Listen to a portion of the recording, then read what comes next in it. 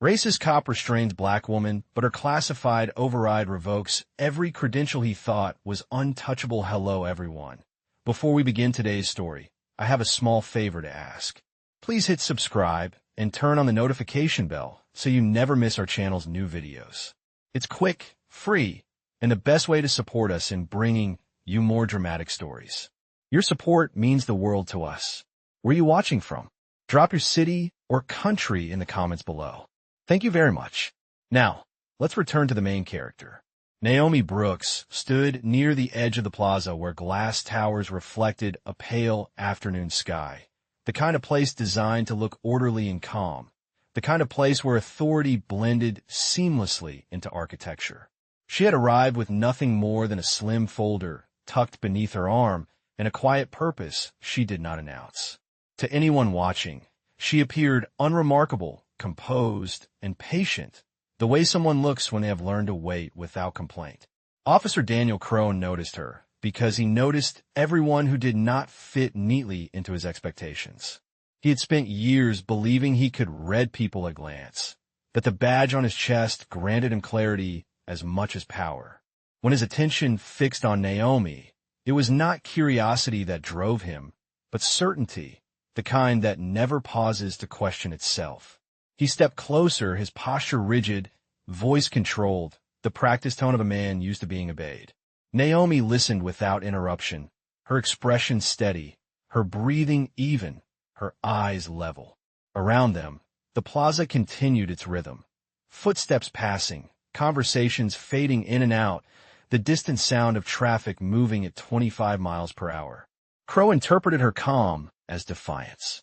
He moved to restrain her, not with chaos or struggle, but with a procedural confidence that suggested he had done this many times before.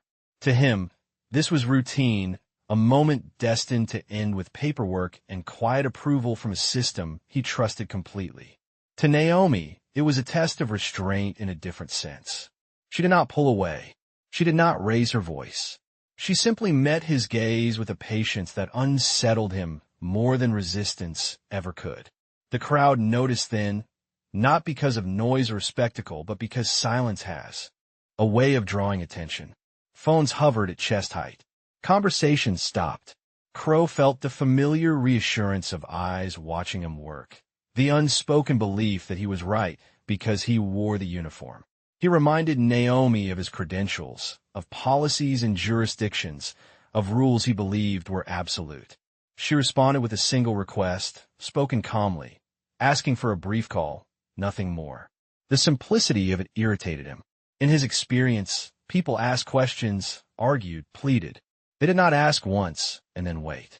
As minutes stretched, the air seemed heavier, as if the plaza itself were holding its breath. Naomi's mind moved elsewhere, counting seconds, recalling protocols memorized long ago, procedures that existed above local authority, sealed behind classifications most never imagined. She knew that every interaction mattered, that tone and timing were as important as truth. Crow, unaware, continued to rely on the comfort of his assumptions. He believed his credentials were untouchable, reinforced by years without consequence.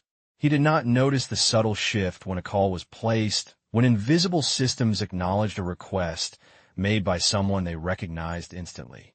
Naomi remained still, not triumphant, not afraid, simply present, as the machinery of accountability began to turn quietly beyond the plaza, preparing to redefine what power looked like in the open light of day.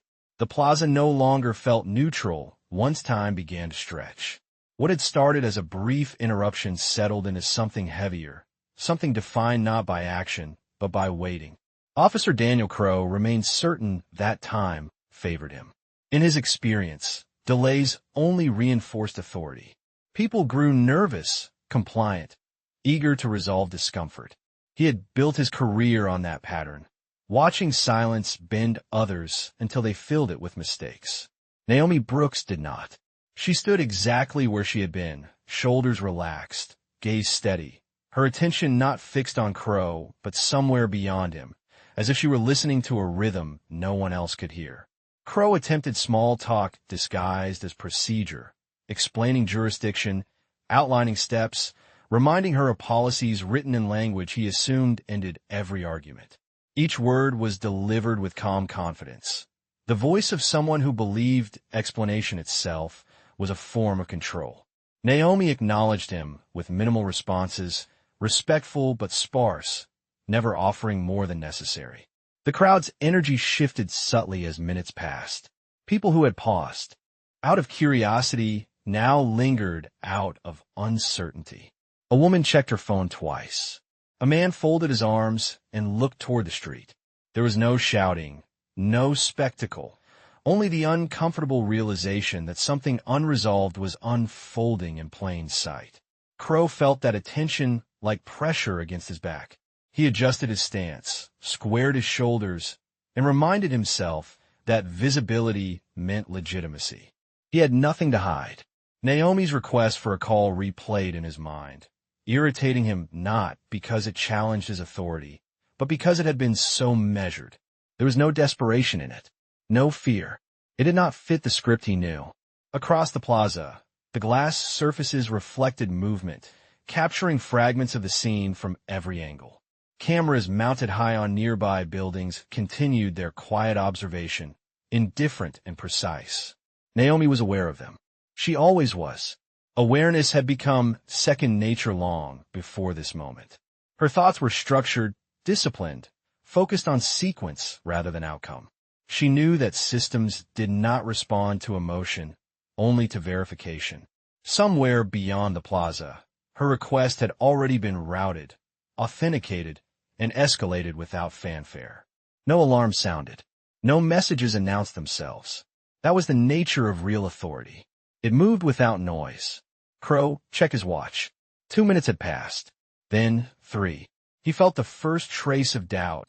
Not enough to show, but enough to register. He told himself delays happened for mundane reasons. Technology lagged.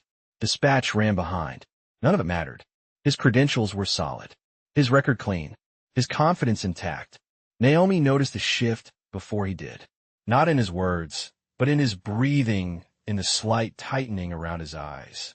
She had seen it before in other places, other situations, when certainty meant something it could not categorize. She remained still, offering no reaction, understanding that restraint was part of the process. The plaza seemed quieter now, as if the city itself had leaned back to watch. Crow's radio crackled softly, then fell silent again. He did not acknowledge it, but his hand hovered closer than before. Naomi glanced briefly toward the sound, then back to neutral space. She knew what that silence meant. It meant confirmation was underway. It meant credentials were being examined, not by assumption, but by clearance levels Crow had never encountered. He believed the badge defined the boundary of power. Naomi knew power did not announce itself with metal or fabric. It arrived quietly, through channels designed to correct mistakes without spectacle. As another minute passed, the balance between them began to shift, not outwardly, not yet, but deep within the systems that determined who truly held authority when appearances no longer mattered. By the 4th minute, the plaza felt less like a public space and more like a pause held between decisions. Officer Daniel Crow became increasingly aware of the stillness around him, the way people no longer shifted impatiently but watched with quiet focus. He had always believed attention validated authority, yet now it felt different, as if the attention itself were waiting for something to correct him. He cleared his throat and adjusted his radio, repeating a status check in a tone meant to sound routine. The response did not come immediately. Naomi Brooks remained composed, her posture unchanged, her hands steady, her expression neutral in a way that suggested preparation rather than resignation. She understood moments like this were not won through confrontation, but through endurance. Crow attempted to reassert control by recounting his credentials aloud.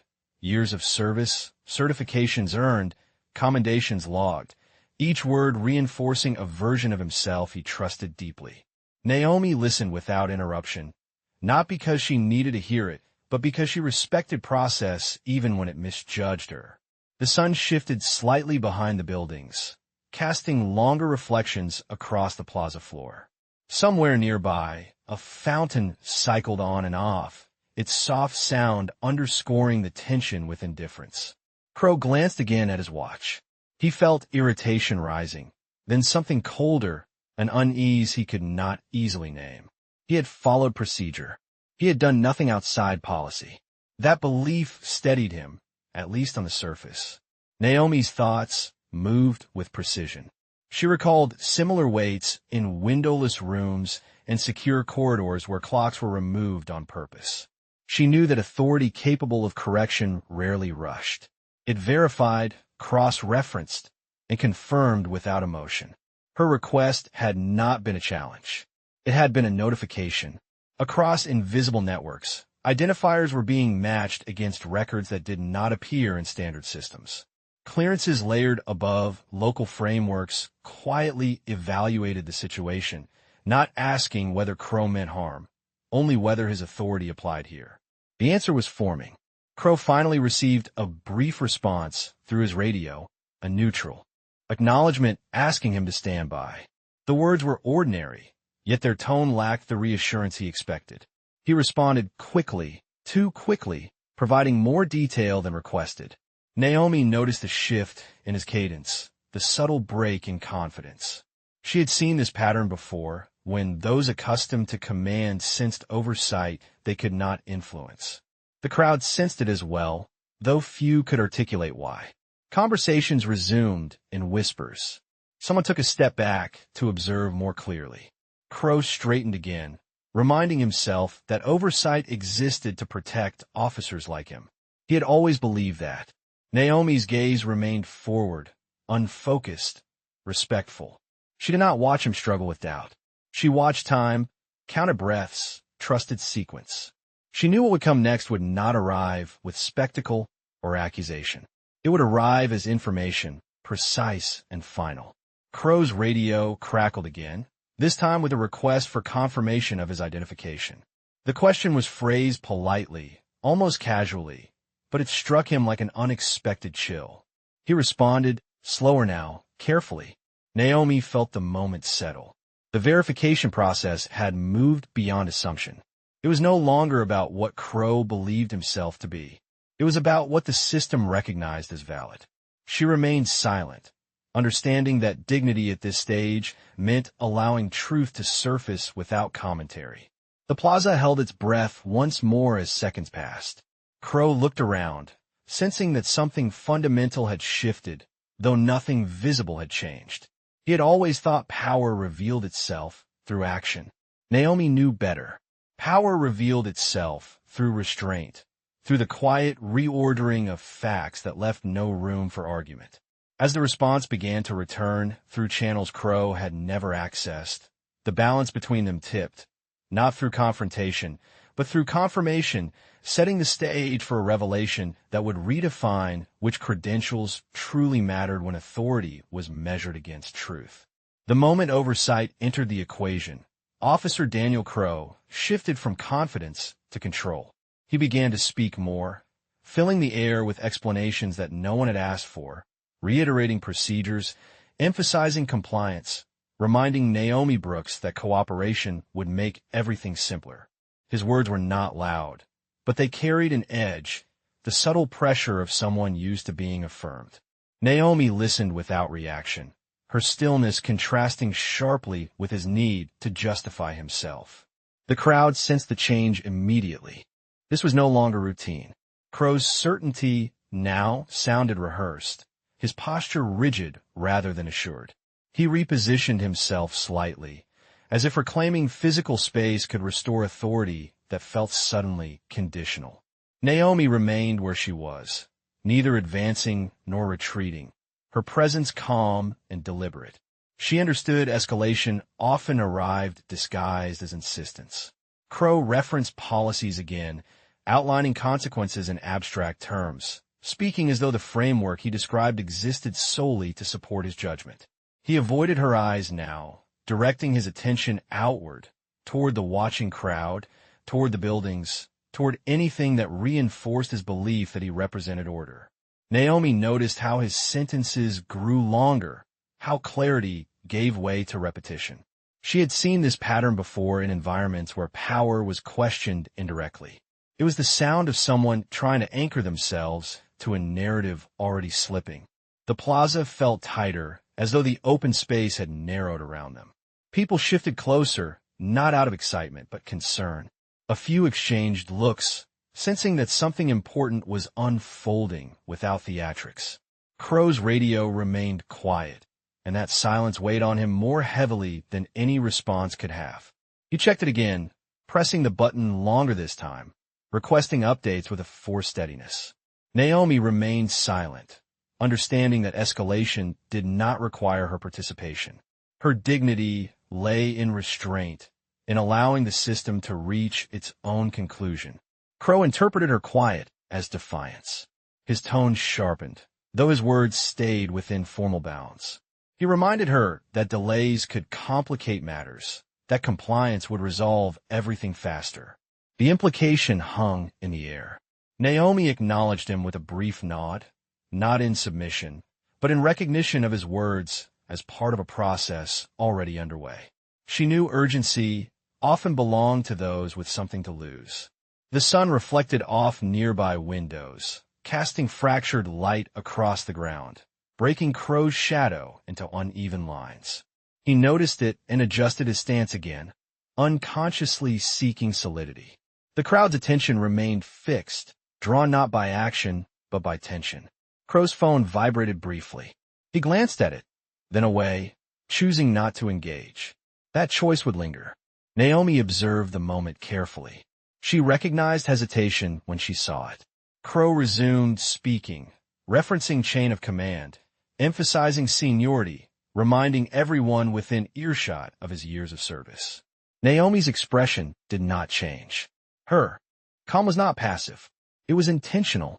She trusted the layers above this moment, the processes designed to intervene when local authority exceeded its scope. Crow's words began to circle back on themselves, points repeated with increasing emphasis. The crowd sensed the imbalance now, the way assertion had replaced assurance. Naomi remained centered, her breathing steady, her posture unchanged. She did not argue. She did not correct him. She allowed escalation to reveal itself naturally, knowing that overreach often documented its own undoing. As Crow paused, waiting for acknowledgement that did not come, the plaza settled into a charged quiet. The system had heard everything. Verification was no longer theoretical.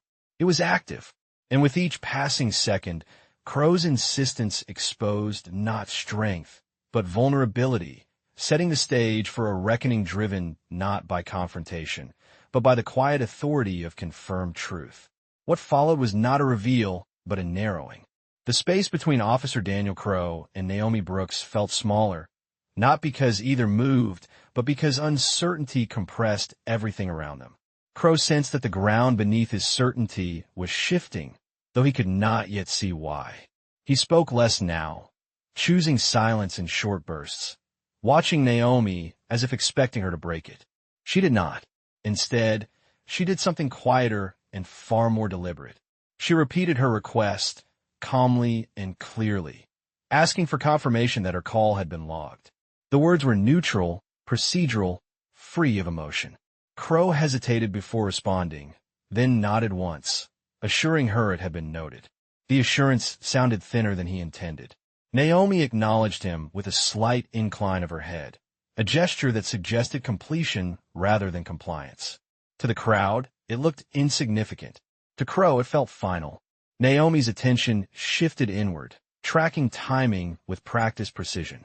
She knew that once acknowledgement was recorded, sequence followed automatically. Systems did not need reminders. They needed accuracy. Somewhere beyond the plaza, her identity was no longer a question. It was a verified data point moving through channels designed to override assumptions. Crow's radio vibrated again, longer this time, followed by a pause before the response came through. The voice on the other end remained professional, almost detached, requesting additional verification and advising patience. Crow responded carefully, each word chosen, each phrase measured. He had never been asked to verify himself like this in public. The sensation unsettled him. Naomi observed without expression. She had learned long ago that power capable of correction rarely announced its intentions. It gathered information quietly, then acted decisively. The crowd grew quieter, the earlier murmurs fading into attentive stillness. People sensed that the moment was no longer about procedure, but about alignment, about whether authority matched reality.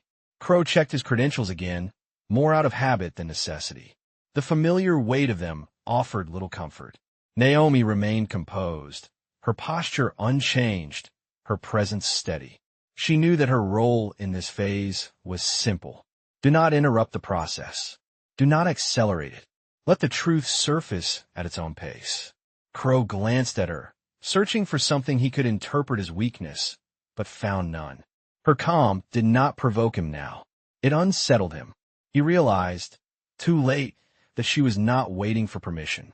She was waiting for confirmation.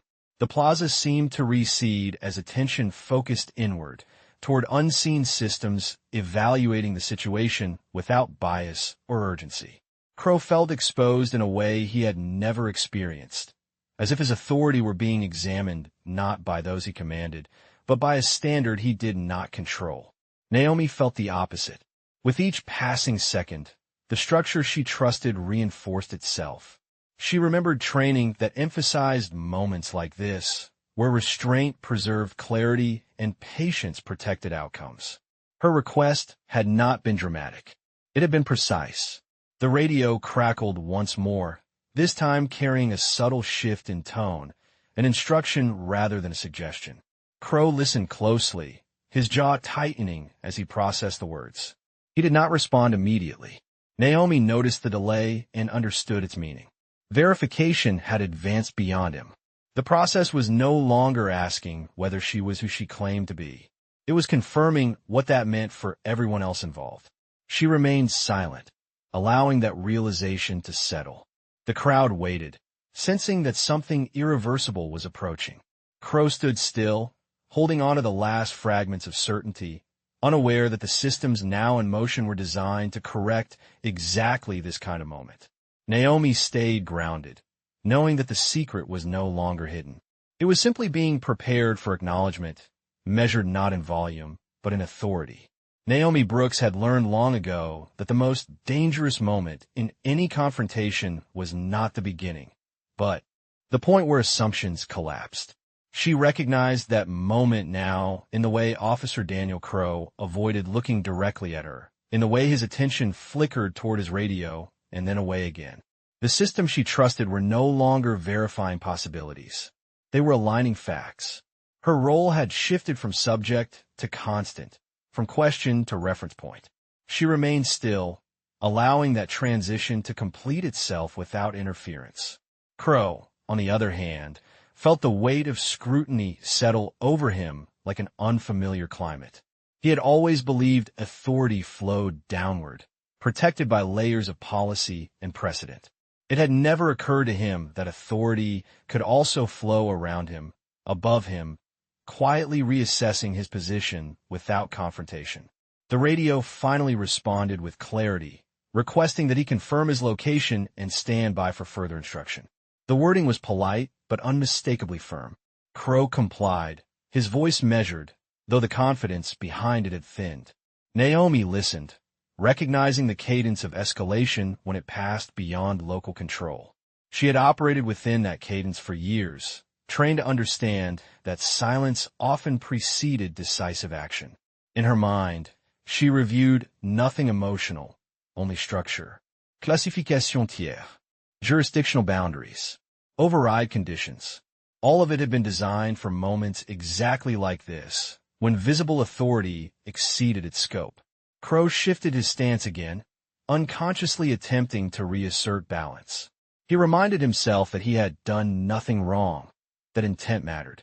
He did not realize that systems of accountability did not weigh intent first. They weighed authorization. Naomi's presence was no longer incidental. Her identity, once anonymous to the plaza, had been recognized elsewhere with precision. She felt it in the stillness, in the way time no longer felt uncertain but sequential. The crowd sensed it too, though without understanding. Their attention sharpened, not because of drama, but because resolution felt imminent. Crow received another transmission, this one instructing him to disengage pending review. The words were neutral, devoid of accusation, yet they struck deeper than any reprimand. He hesitated, searching for clarification, for reassurance that this was temporary. Naomi observed quietly, aware that this was the moment where the narrative changed internally, if not yet outwardly. Crow responded, acknowledging the instruction, though his voice carried strain. Naomi did not react. She understood that revelation did not require her participation. The system would speak for itself.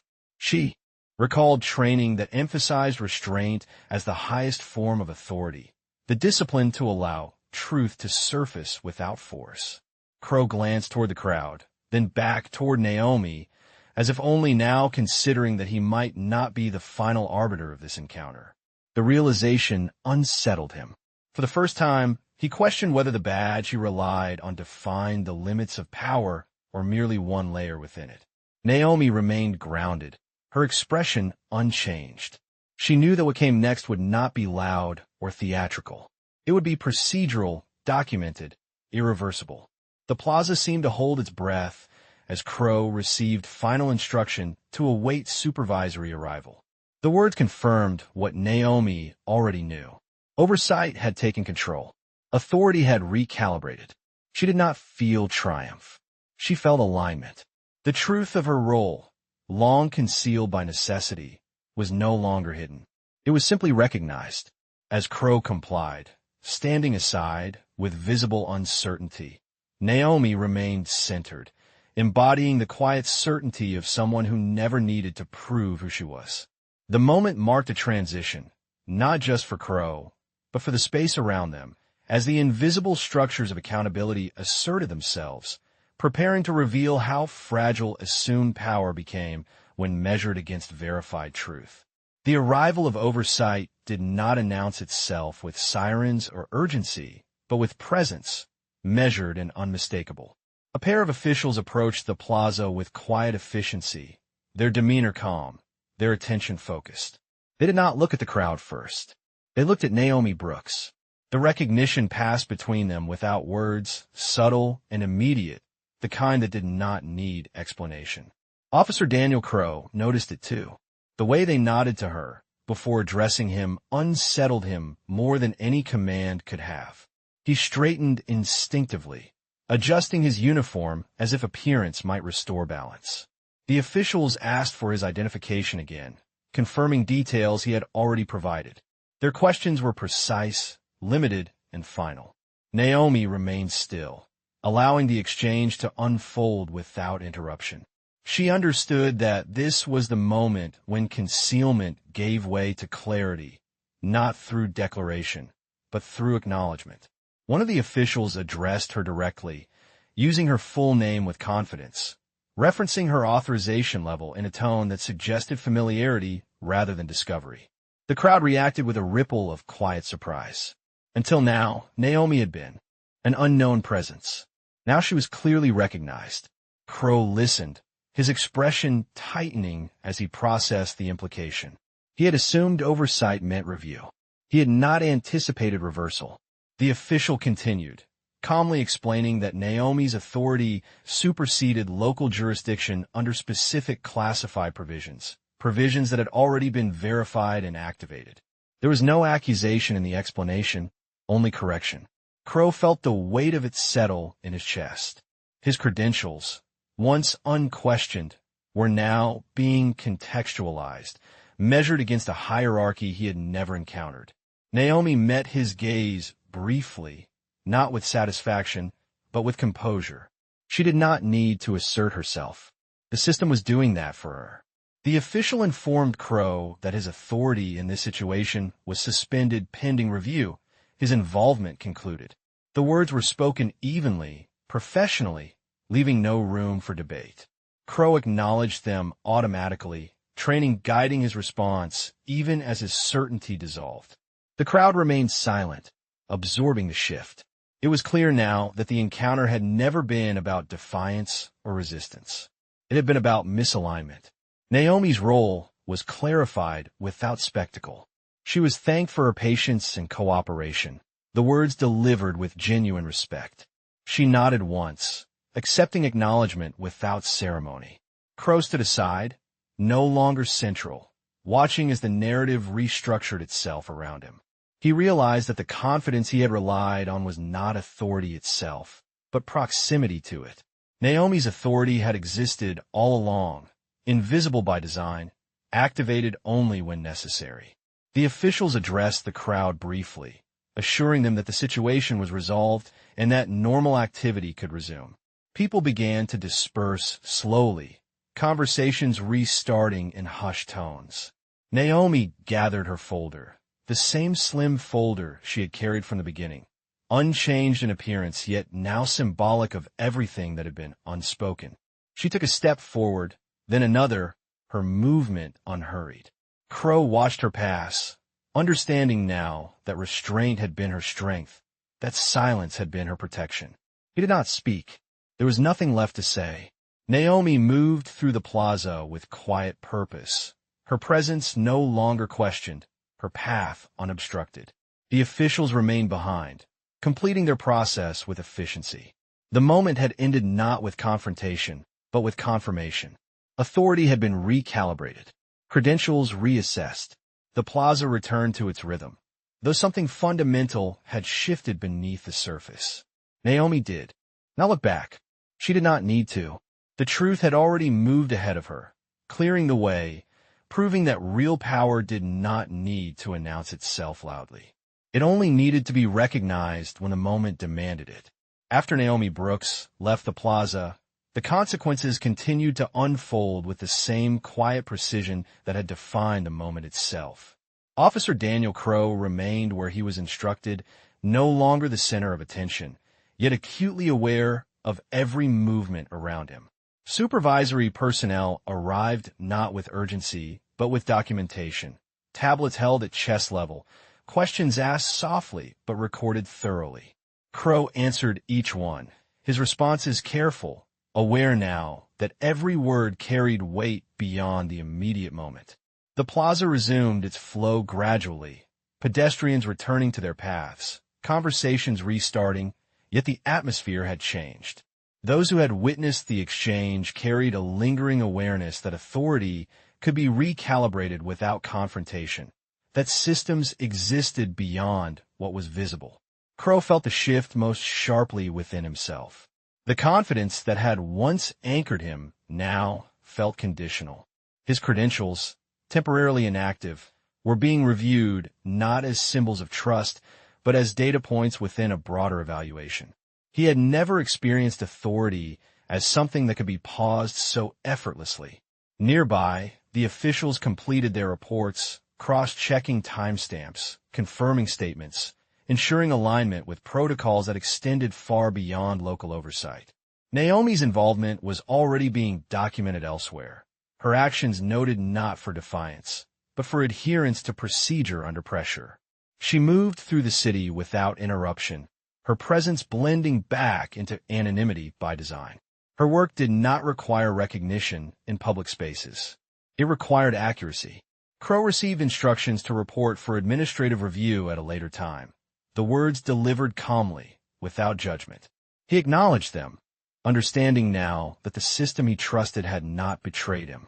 It had corrected him. That realization lingered, uncomfortable but clarifying. The badge he wore had not been revoked, but it had been contextualized, its authority framed by boundaries he had never questioned. Around him, life continued. Cars moved through intersections at regulated speeds. Office doors opened and closed. The plaza returned to its neutral appearance, though those who had been present sensed that something significant had occurred beneath the surface. Crow reflected on the moment when Naomi had asked for her call to be logged, the simplicity of it, the restraint. He understood now that the request had not been for permission. It had been a signal. The consequences of that signal were unfolding methodically, far beyond the plaza, within systems designed to ensure alignment between power and accountability. Naomi, meanwhile, reviewed updates quietly, receiving confirmation that the incident had been resolved in accordance with established safeguards. She did not dwell on it.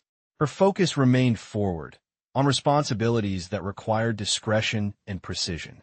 Moments like the one in the plaza were not victories to be celebrated. They were corrections to be noted. CHRO's review proceeded without spectacle. Reports were filed. Training histories examined. Oversight applied with impartial consistency. The process did not seek to punish. It sought to recalibrate. CHRO sensed that distinction and felt its weight. He realized that unchecked certainty had narrowed his perspective, that assumptions had guided his actions more than verification. The day ended without headlines or announcements. Yet its impact persisted in quieter ways. CHRO left with a clearer understanding of the limits of his authority. Naomi continued her work with the assurance that systems designed to protect integrity had functioned as intended. The plaza, now indistinguishable from any other public space, carried no visible trace of the moment. But beneath its ordinary surface, the encounter had affirmed a truth that did not require force or spectacle. Authority was not defined by presence alone. It was defined by alignment with truth, and when misaligned, it could be corrected quietly, decisively, and without debate. The city moved on, as cities always do, absorbing moments into routine until only meaning remained. For Naomi Brooks, the incident faded into a completed entry, documented, resolved, and filed with the same precision she applied to every responsibility entrusted to her. She did not replay the plaza in her mind or measure the encounter by emotion. What mattered was alignment. Systems had worked as designed. Boundaries had been respected once verified. Truth had surfaced without force. That was enough. She walked through her days with the same quiet focus, knowing that her authority was never meant to be visible unless necessary. Officer Daniel CHRO faced a different aftermath. The review concluded with clarity rather than condemnation, a recalibration rather than erasure. Training sessions followed, discussions framed around judgment, assumption, and scope. CHRO listened more than he spoke. He had learned that certainty without verification was a fragile thing, easily broken by facts. The badge he wore still carried weight, but it no longer carried illusion. He understood now that authority was not a shield against accountability, but a responsibility to uphold it. The plaza returned to being a place of passing footsteps and reflected skies, no marker distinguishing it from countless others. Yet for those who had been present, something subtle lingered, an awareness that power did not always announce itself with raised voices or dramatic gestures. Sometimes it arrived quietly, through systems unseen, correcting imbalance with precision. Naomi passed through similar spaces afterward, unnoticed by design, her work continuing in layers far removed from public attention. She did not seek acknowledgement. Her satisfaction came from knowing that restraint had preserved dignity, that silence had allowed truth to do its work. CHRO carried forward a lesson that reshaped his approach. He paused more often. He verified before assuming. He listened where he once commanded. The change was not dramatic, but it was real. Authority, he learned, was not diminished by humility. It was refined by it. The encounter left no headlines, no viral clips, no public statements. Yet its impact echoed in quieter ways, in conversations among colleagues, in revised procedures, in moments where someone chose patience over presumption. Naomi's name remained classified in most contexts, her role understood only where necessary. That anonymity was intentional, a reminder that the highest forms of authority rarely seek recognition. They seek accuracy. CHRO understood now that the credentials he once believed untouchable were meaningful only when aligned with truth. Without that alignment, they were symbols without substance. The city continued its rhythm, unaware of the quiet correction that had taken place within it. People crossed the plaza without knowing that, for a brief moment, it had been a proving ground for a deeper principle. Naomi moved forward, her path clear, her purpose intact. Crow moved forward as well, changed not by punishment, but by understanding. And somewhere between them, beyond the visible boundaries of badges and buildings, a simple truth remained, steady and unchallenged. Power that relies on assumption will eventually fail. Power grounded in truth does not need to announce itself. It waits, verifies, and when the moment comes, it corrects everything it touches.